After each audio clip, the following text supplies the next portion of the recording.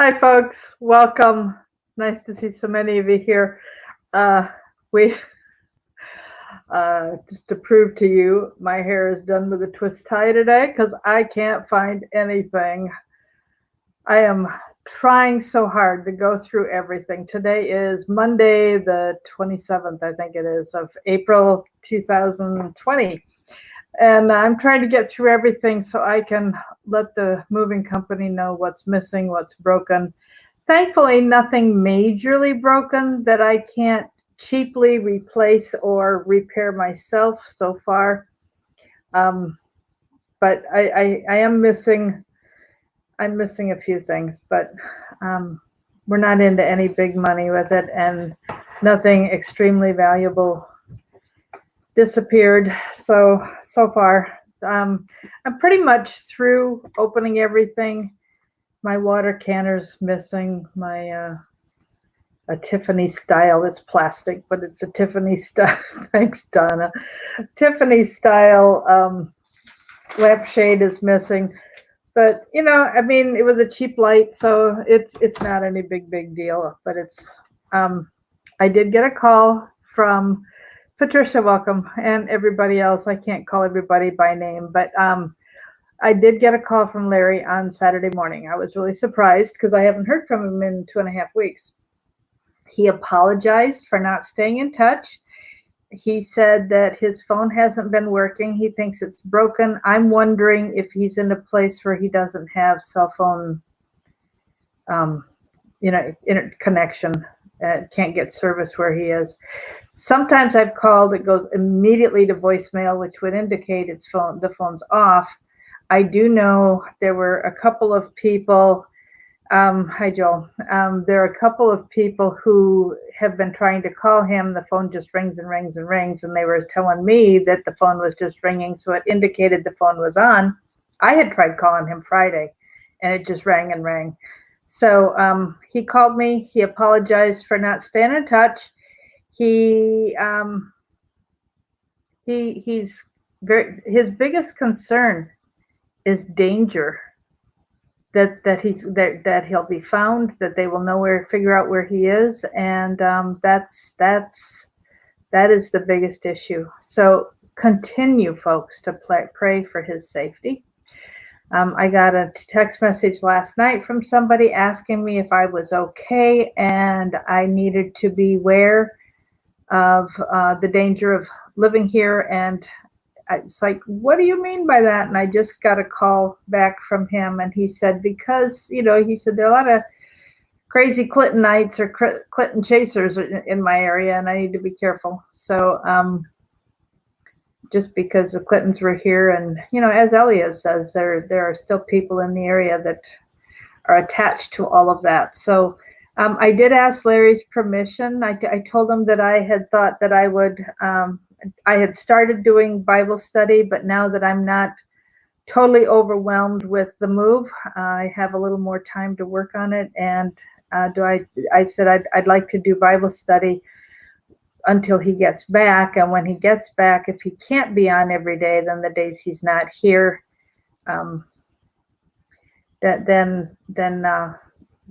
anyhow, I have his permission and his blessing.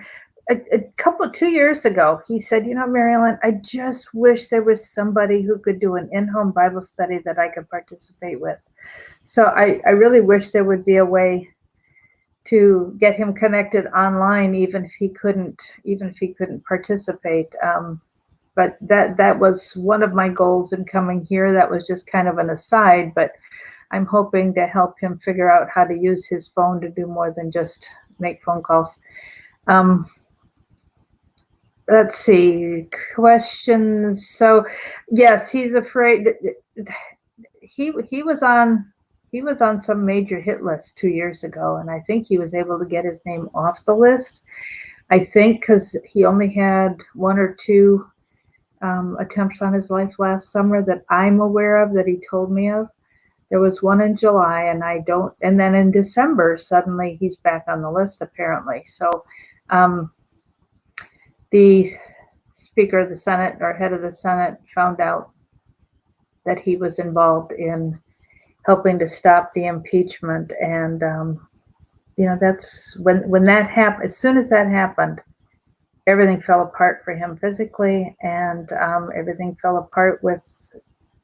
That's when the impeachment, they went forward with it and the whole bit. So, when I realized the timing of that, Larry got so sick, and everything, all their attempts at coming after Trump were becoming more successful. And we see what they're doing now with this coronavirus. And, the more we research into that, the more we realize how much of this was known and planned and even talked about years ago. So there's an awful lot going on behind the scenes that, only the people who are really paying attention. No, Ellie does not know where he is. Nobody knows but his wife, and she's not saying. So I was thinking about Hebrews 10:24 and 25, which say, "Let us consider, or let's care about one another, to provoke one another to love and to good works, not forsaking the assembling of ourselves together as the manner of some is, but exhorting one another, and so much more as you see the day approaching."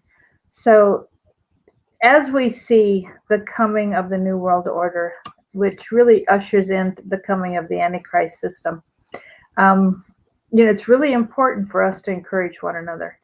And as I told you last week, this is something a year or so ago, I was praying about things I was reading in Matthew 24, and it says the love of most is going to grow cold. And I said, God, Patricia, I have, a lot of times I read right now out of NIV because that's the one that I left unpacked. I looked up everything on Bible Gateway with King James, but because King James English is old, I kind of, I don't use thee and thou, and I change that to you. And when Hebrews 10 says, "Let us consider one another," to me that means let's care about one another. I think that's what that means. Think about others and care for them. So I kind of put things in my own words, no matter what translation I'm using. So I hope that answers your question. Oh shoot, I forgot to pull up a website. I'm going to have to do that real quick. Anyhow, when we can't meet in church, I hope you guys have a church that you participate in and have some relationships built that way. I mean, it was pretty sad that I went to the same church for 6 years, and before that I'd been 20 some years at the same church, and I just did not build good relationships. The church I went to in Virginia was a great church, but the fact that I lived in Maryland, just, they just thought that was too far away for a relationship. And when I had a church that was just down the street, the fact that I was conservative and they were all liberal meant that they just weren't interested. So I thought we would look, give me one sec. I had it to pull up, and I was going to pull it up for you. And then I just forgot to do that while I was setting up. I wanted to talk a little bit about the Battle Hymn of the Republic and read through it. "Mine eyes have seen the glory of the coming of the Lord." That's what we're anticipating. "He's trampling out the vintage where the grapes of wrath are stored." And we know that his wrath is coming because there is so much we are not doing. We're committing the sin of omission even more than committing sin. "He has loosed the fateful lightning of his terrible Swiss sword. His truth is marching on. I have seen him in the watchfires of 100 circling camps. They have builded him an altar in the evening dews and damps. I can read his righteous sentence by the dim and flaring lamps. His day is marching on." Oh, good. I happened to get a set of lyrics that did not conclude the whole hymn. Good grief. Here, let me go to this one. Let's see if this is, this is better.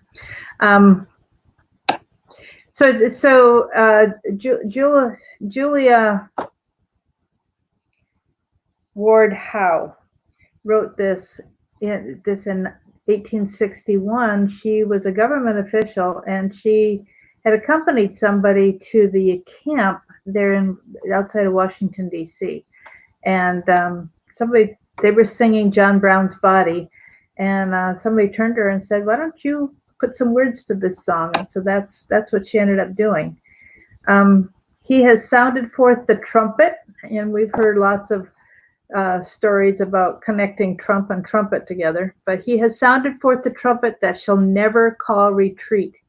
He is sifting out the hearts of men before his judgment seat. And that whole business of being sifted is where the Matthew 24 concern I have, that people are going to fall away because, their hearts are being sifted and they don't have the courage to stand.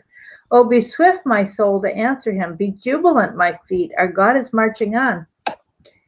In the beauty of the lilies, Christ was born across the sea with the glory in his bosom that transfigures you and me. As he died to make men holy, let us die to make men free while God is marching on. Glory, glory, hallelujah. His truth is marching on.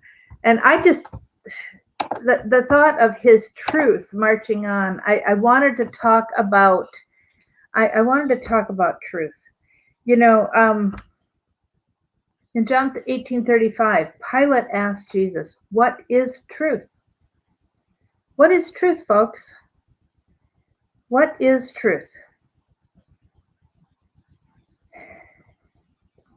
One of the things that I'm concerned about, and I've been thinking about a lot since last Tuesday, is what is the truth? It can be no saying that I have my truth, you have your truth, because truth has to be an absolute. I can have my opinion, I can have my perspective on something that happened, but that doesn't mean I've got the truth and the whole truth and nothing but the truth. I mean, think of the story. I don't know if you've heard this parable, but think of the story of the four Africans and the elephant. They're blind. The four of them are blind. Somebody grabs the tail of the elephant and says, "Oh, this animal's like a rope." Another one grabs the leg and said, "Oh, this animal's like a tree trunk. This must be a big tree." Somebody else grabs the ear and says, "This is a fan. Look at the size of this fan." Somebody else has the trunk and says, "This thing's like a snake." Well, they all had a piece of the truth. They were all right. That was the part that they had was like what they described, but they were all wrong. So it's really important that we know the truth. So who is truth? What is truth? John 14:6, I am truth. Jesus said, "I am truth." Now we add the article the, I am the way, I am the truth, I am the life. But the bottom line is he is truth, and no one comes to the Father. No one gets to God except through Jesus. So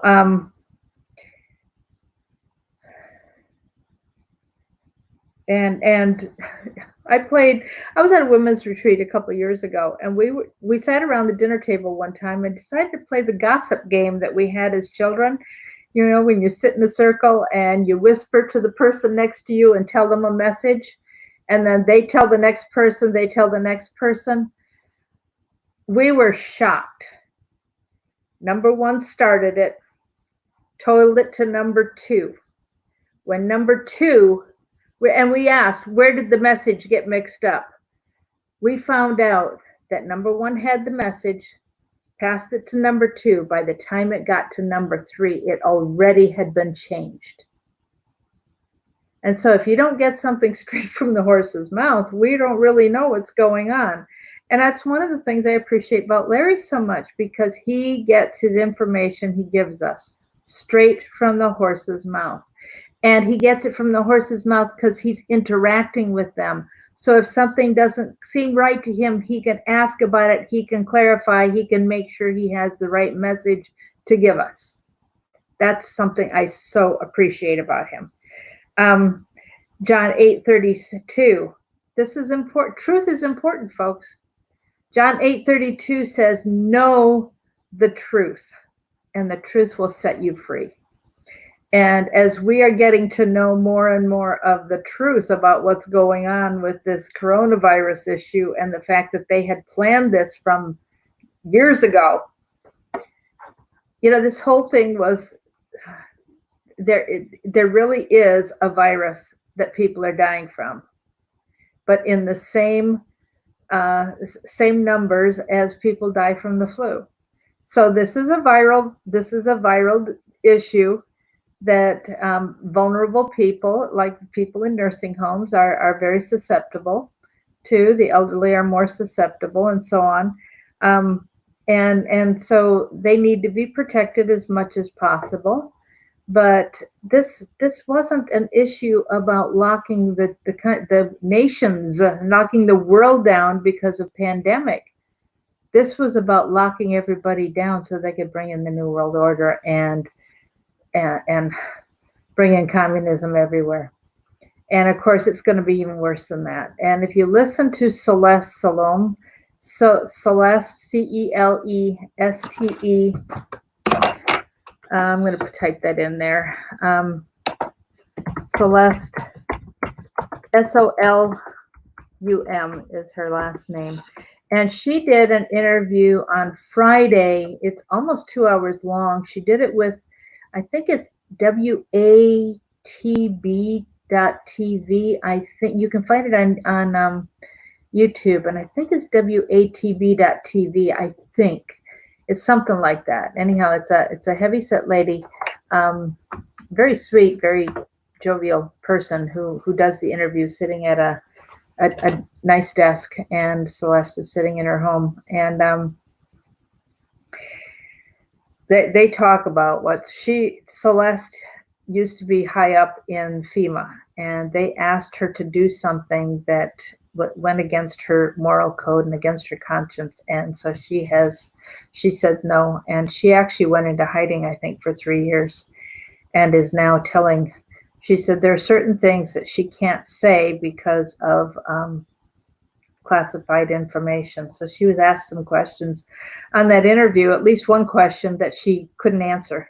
She said, I can't confirm or deny. I can't go anywhere near that because that's classified. They were asking if Trump was microchipped. And anyhow, you can listen to that interview. It was in the second hour. John 17:17 is Jesus' prayer in the Garden of Gethsemane.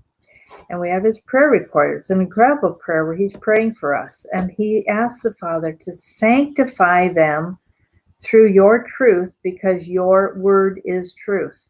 So what is God's word? I mean, we know, I've got it here behind me. This is God's word, the Bible. This is God's word.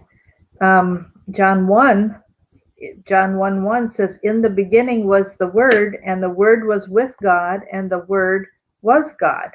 And then verse 14, the Word was made flesh and dwelt among us, and we beheld his glory, the glory as the only begotten of the Father, full of grace and truth.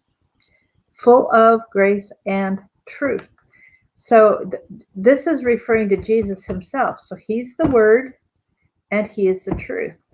And he asked God to sanctify us through truth and through the word. And of course, that's Jesus. John 17:17, when he's talking about sanctify them through your truth, sanctify means to make holy. And in Philippians 2:12 and 13, he's talking about the sanctification process. There are two theological terms. There's justification, where you are declared righteous because of your belief in Jesus. And then the other one is sanctification, where you are in the process of becoming more like Christ. So in Philippians 2:12 and 13, Paul says that we're to work out our salvation with fear and trembling. For it is God who works in you to give you the willingness to do his good pleasure. Now that's a little bit of my own take on that, but God is going to help us do his good pleasure, and by fear and trembling.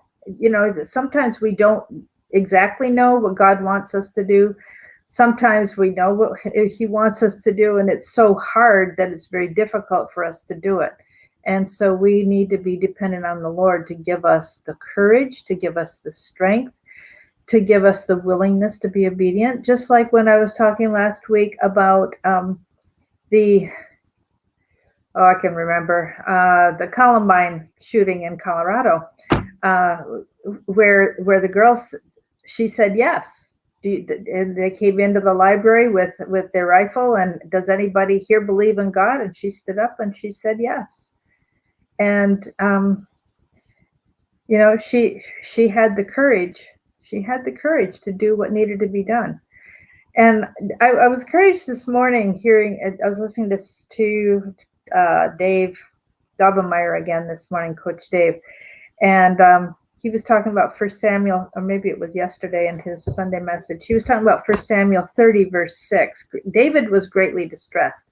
The people wanted to stone him because they were out fighting, and while they were out fighting, the enemy had come in and taken their family and children and everything they possessed and had taken it off. And they were threatening to stone him because they lost everything for trying to follow David. Remember we were talking last week about the darkness. Don't be afraid of the darkness that John Kilpatrick talked about in his message a week ago on Sunday. And I think it was his Easter message. And but 1 Samuel 30, verse 6 says, David was greatly distressed, but David encouraged himself in the Lord his God. And that is so much of what I've been talking about over the last couple of weeks, that we are not to be in fear. He was distressed. He was very upset about what was happening, but he encouraged himself in the Lord his God. And so that's really important for us to do. And that's why I'm going to be doing this, is trying to help us figure out how to get closer to the Lord so we can be encouraged no matter what we're trying to deal with.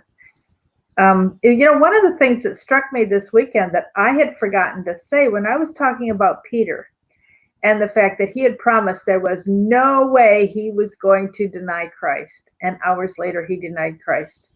And when they were in the Garden of Gethsemane, he cut off, John 18:10 says he's the one that had the sword that cut off the ear of the high priest's servant. And when everybody ran away, when Jesus was arrested, he ended up following to the place where the chief priests and scribes were putting Jesus on trial. So he followed. He was trying to be brave because he had promised he would die with Jesus if necessary. But he knew he's the one that had cut off the servant's ear, the high priest servant's ear. And so when the servant girl, she was a servant of the high priest who would have known the guy whose ear got cut off. And she's the one pestering Peter. You were with him. I know you were with him. You speak like a Galilean. Of course you had to be part of his group. And he denied it 3 times. Can you imagine how terrified he must have been that he was going to be arrested with Jesus, and it was put up or shut up time, that he's going to be arrested and he may have to die with Jesus? You kind of think twice when you're faced with that kind of reality. And so, like I told my daughter, we have got to be thinking about these kinds of realities because we may have to face them. So, anyhow, I just,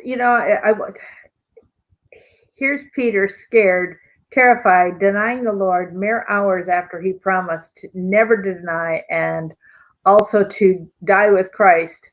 He's absolutely terrified. He denies Jesus. The cock crows. He's absolutely horrified at what he has done. He has broken his promise to the Lord. And here's the outspoken one. When Jesus said, "Who do people say I am?" Elijah, one of the prophets. "And who do you say I am?" Peter was the one that said, "You are the Christ." He acknowledged that Jesus was the Messiah. And then he's denying him.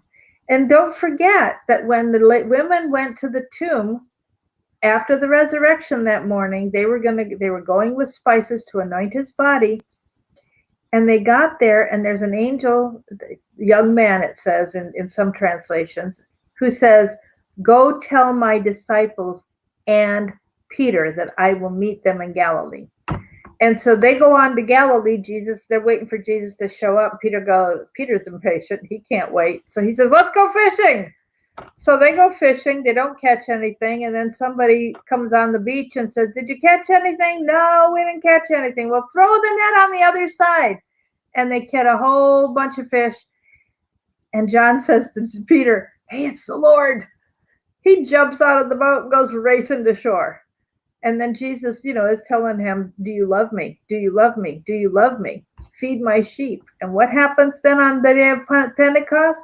Who's the one who's up in front of everybody, outspoken? Who's the one that becomes the head of the church? It's Peter. Upon this rock, I will build my church, and the gates of hell will not prevail against it. So, there's no reason that we don't have to be Peter who's out front and doing all the vocal stuff, because it took a team. There were people who were ministering to the widows, and there were people, they had all kinds of stuff. I'm sorry about the buffering. It's not happening here. It probably has to do with either your own internet service, Chris, or topic I was sounding on. So sorry about that. I had a funny story to share with you. I was reading, I'm back in John. I was reading John, and then my Bible got packed away. And so I went to Mark when I was at the hotel and read through the book of Mark. And now I'm back in John. So I was reading John 9. So there's this blind man that comes up to Jesus in John chapter 9.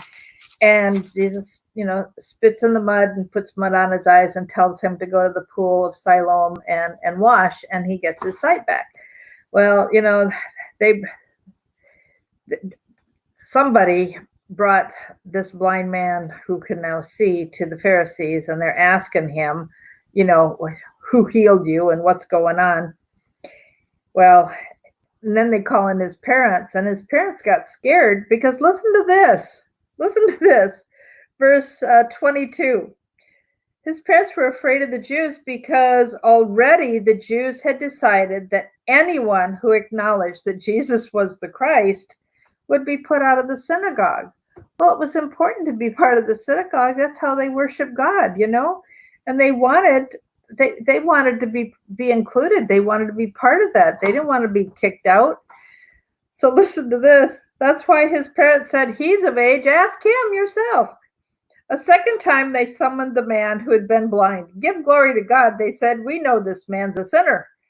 He replied, whether he's a sinner or not, I don't know. They're talking about Jesus as a sinner. We know he's a sinner. And the man says, well, whether he's a sinner or not, I don't know. One thing I do know, I was blind and now I see. Then they asked him, what did he do to you? How did he open your eyes? He answered, I told you that already, and you didn't listen. Why do you want to hear it again? Do you want to become his disciples too? He started laughing on that one. Poor innocent guy. Here are these people who are anti-Christ, right? They're just so against Jesus possibly being the Messiah. And here's this, ordinary just Joe. He suddenly has gotten his sight back, and he's thrilled about it. And he's just an ordinary, simple man. And he says, why? Do you want to be his disciples too? What a response he got. Then they hurled insults at him and said, you're this fellow's disciple. We're disciples of Moses. We know God spoke to Moses. But as for this fellow, we don't even know where he comes from. The man answered, said, no, I love this. This really made me laugh. I hope it'll make you laugh too. The man answered, now that's remarkable. You don't know where he comes from, yet he opened my eyes. We know God does not listen to sinners. He listens to the godly man who does his will. Nobody's ever heard of opening the eyes of a man born blind. If this man weren't from God, he could do nothing. To this I replied, you're steeped in sin at birth. How dare you lecture us? And they threw him out. And I'm sorry, but I just guffawed at that. It's like, wow. Out of the mouth of babes. Here's this simple man who was blind, kind of cast aside. I mean, when my daughter spent a year in Tanzania, she lived with an African family. She just became one of them. And in that town, there was a center for disabled folks. There was somebody who was quadriplegic, or at least paraplegic. He was in a wheelchair, paralyzed, because he'd been in a bus, and the bus had gone over the cliff, and he had survived. But back in those, even in recent years, somebody who was disabled was cast away because he was a useless eater who couldn't contribute to the family's livelihood. And disabled. She had degenerative hip disease. She used a walker and or at least a cane, and she was from England, and she had started this center. They had blind folks, deaf folks, and paralyzed folks. Now, there weren't any people with intellectual disabilities, to my knowledge. My daughter didn't say anything about that, but they were physically disabled. And she had started this center, and they made these little itty bitty, they took Coke bottles and soda bottles and busted them up with rocks into teeny tiny bits, and then made beads out of the glass, and very beautiful beaded necklaces and so on. And my daughter, straight out of college, went over there to teach them how to use the clay in the ground to make ceramics and help them build a kiln so they could have a new source of income. And so I'm talking about my daughter, William. So she was over there and helping them with that. But when I'm thinking of the African culture, that the disabled were useless, I'm sure in Jesus' day that would have been very similar. So here's this blind man. He can't see, he can't do anything. All he can do is hope for a little bit of goodness, that somebody will, like blind Bartimaeus by the side of the road, Jesus of Nazareth, have mercy on me, because he wanted to be able to see so he could contribute. So,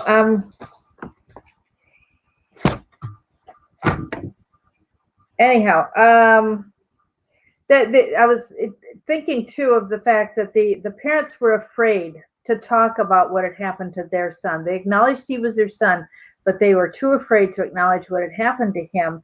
And this whole business of fear, Peter's fear when he denied Christ because he knew he had cut off the servant's ear, and here's another servant who would have known the person and asking him, you were one of them. And I was horrified when I realized this morning that Revelation 21 verse 8 says, those who have fear, those who are filled with unbelief, are going to the fiery lake of burning sulfur. Fear is going. I knew unbelief would cast us aside into utter darkness, but I didn't realize fear would. Remember how I've talked in recent weeks of how fear gives space for the devil to work in your life? You're inviting the demons into your life if you have fear. So that's my goal in being here, folks, is to help us all. And I'm speaking, what I'm learning, I'm sharing with you. I love to learn.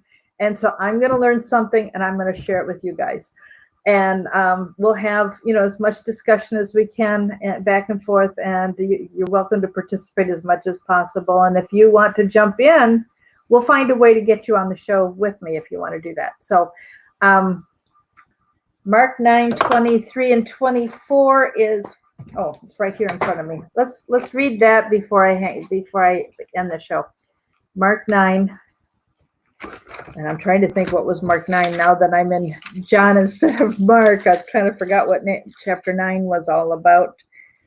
9:23 and 24 says, this is the boy who had epilepsy, and the epilepsy would frequently throw him in the fire to kill him. But the father says, if you can do anything, take pity on us, Jesus, and help us. And Jesus says, if you can, everything's possible for him who believes. Immediately the boy's father exclaimed, I do believe. Help me overcome my unbelief. And I think we also need to say that about fear. Lord, I have faith in you. Help me to overcome the fear that remains. So, no, she's not.